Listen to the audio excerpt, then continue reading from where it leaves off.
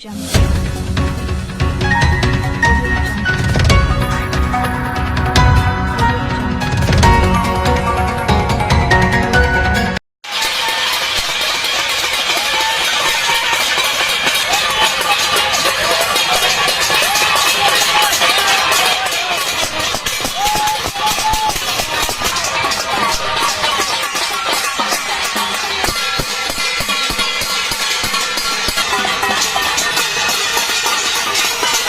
राजकीय अन्याय करून झोपीची सोंग घेतलेले जिल्ह्याचे पालकमंत्री जयकुमार गोरे, आमदार देवेंद्र कोटे, शहर अध्यक्ष रोहिणी तडवळकर यांना जागा करण्यासाठी आणि आमच्या समाजाच्या मागण्याकडे लक्ष देण्यासाठी आणि न्याय देण्यासाठी मुख्यमंत्री देवेंद्र फडणवीस, आमदार सुभाष देशमुख, आमदार सचिन कल्याण शेट्टी, आमदार समाधान अवताडे यांना जागा करण्यासाठी आज आम्ही मराठा समाजाने ठाईनाद आंदोलन आम्ही तिथं केलेलं आहे।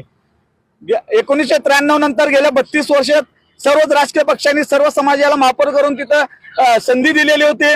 भाजपची सत्ता आल्यानंतर वरिष्ठ भाजपच्या लोकांकडे आम्ही सातत्याने मागणी करत होतो। सर्व पक्षांनी सर्व समाजाला न्याय दिलाय। यंदा सर्वसाधारणांसाठी जागा आहे, तिथं मराठा समाजाचा मापर करून आपण तिथं न्याय देण्याची भूमिका घ्यावी सातत्याने आम्ही मागणी करत होतो। या जिल्ह्यातले सर्व आमदार असतील, पालकमंत्री असतील, आमच्या मागण्याकडे दुर्लक्ष केले।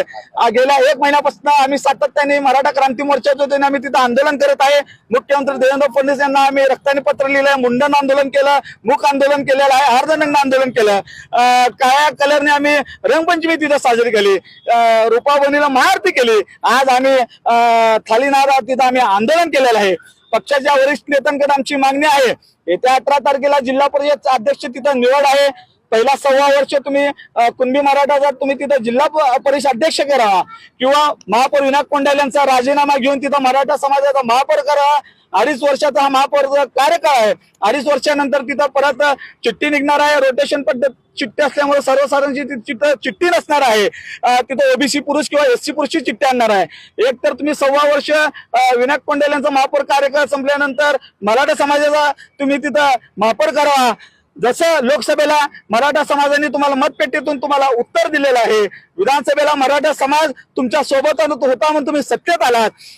महापौर निवडीनंतर जिल्हा परिषदची तिथं निवडणूक होती, मराठा समाजाला महापौर न केल्यामुळं भाजपचं जे मिशन 55+ तिथं जे जिल्हा परिषद सदस्य निवडून आणण्याचं स्वप्न होतं, मराठ्यांनी तिथं 38 वर त्यांचं रथ तिथं रोखलेलं आहे।